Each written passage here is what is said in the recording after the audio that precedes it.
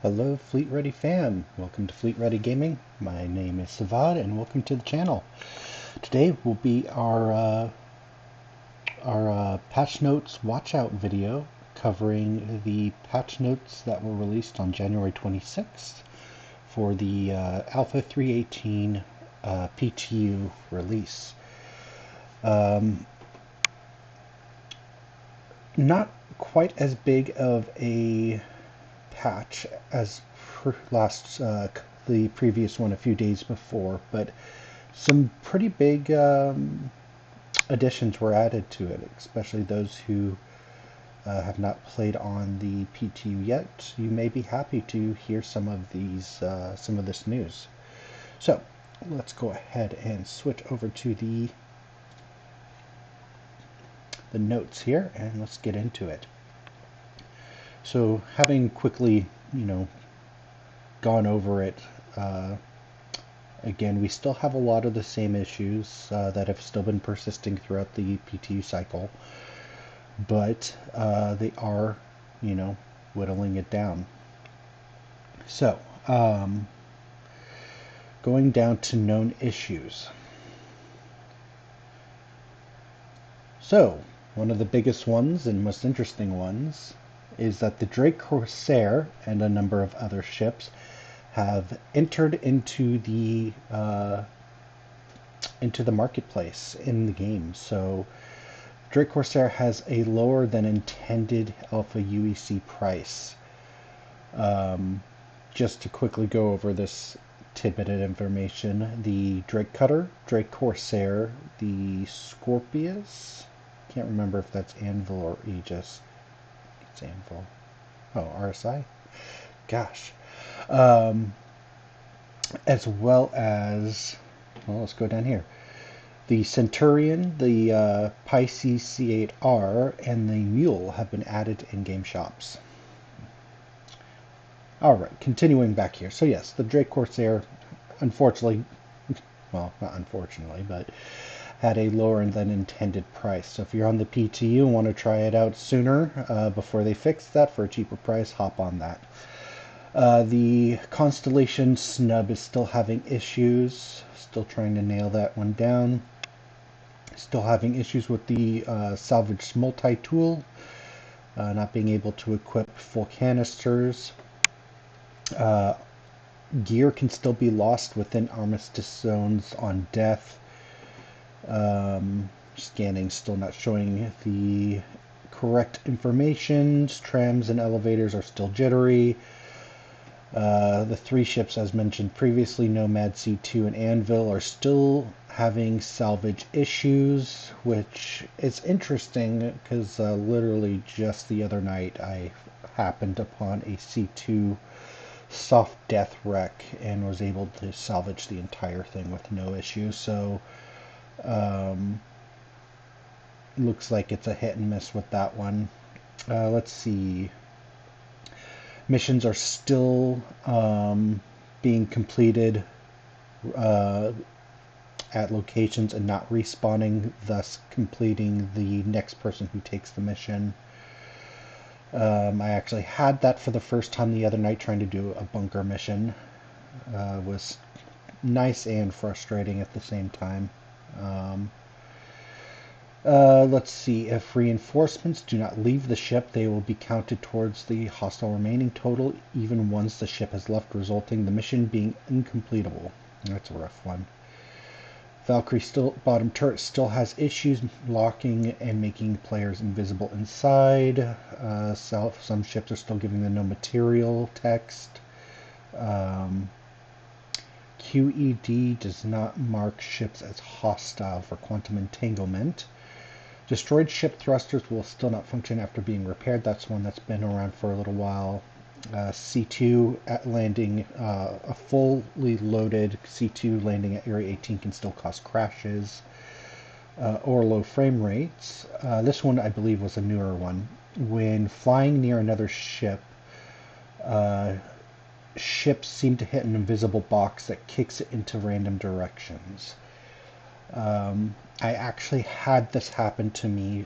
For those who don't know, Xenothreat is going on the PTU now with this patch. That's why we have not seen a new patch over the last couple days, because they're testing Xenothreat out until Monday, from what I've been hearing. And so we can expect hopefully a new patch after that event wraps up.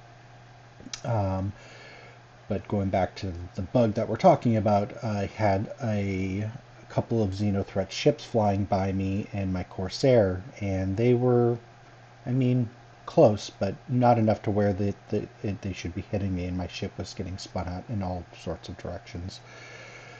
I'll try to capture some footage of that to give some examples in the future.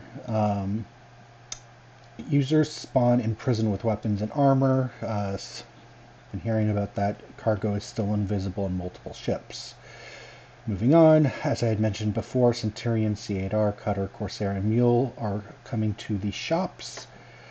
In terms of what has been fixed for this patch, the Rock DS mining UI and HUD has been fixed, so they display. The standard rock mining laser is now properly deploying when entering mining mode. Underground bunker mission NPC kills are supposedly being recorded. I've had that issue come back multiple times. For FPS mining, they fixed the amount of energy that the multi-tool uses. They're at Klesher Prison. The use prompt now works when entering inner thought mode at the commissary kiosks. ASOP Terminal states that filing a claim on a ship will spawn a factory setup, but will actually spawn the ship with any custom changes made to the loadout. I haven't really had this one as far as I've noticed. So I believe this is saying that now it's keeping what it's supposed to versus spitting out a factory ship, default ship. 890 jump, there was numerous Fizz area issues that they fixed. For the Argo Mole, mining turrets were missing their HUD and MFDs. That was corrected. Inventory was having issue with splitting stacks into smaller stacks. That got corrected. The Cutlass Steel, turret interiors on the Cutlass series have a Viz area will appear invisible when crewed by players. Good to have that one fixed. Let's see, inventory. The player suffocates with a helmet on as the helmet appears to appears being stuck pending. Good one to fix so you don't die in the middle of wherever you're at. Volatile cargo. Ships will retain the volatile cargo alarm and damage on countdown from volatile cargo removed by the refinery. I kind of had something, I've heard of this one, but I had something similar while doing Xenothreat with the missile alert alarm going off consistently for 5 minutes straight, even though there was no missile. Another issue, I'm surprised people that hasn't shown up here. And comment down below if you've been having this issue. I've been having issues with quantum jumping. Have any of you been having issues with it taking, like once everything is spooled and calibrated, to actually initiate a quantum jump, holding down the B button, having to do it for an extended period of time, upwards to like 3 to 5 seconds before quantum will finally engage, and it almost glitching, and then sometimes will actually disengage after starting off. So having to do it several times before you can actually make your way. But that is it. We also had 8 client crash fixes and 8 server crashes fixed. So they're making their way through it. And so on here, one thing also I noticed, it says the Scorpius isn't on the list here yet, but CIG did confirm here on Spectrum that the Scorpius will be making it here, and that any ship that has been upwards to the IAE will be added to 3.18. All right, well, that catches us up here. I hope you enjoyed the video. If you did, please leave a thumbs up. It helps us out a lot with getting our video out there onto, the YouTube sphere.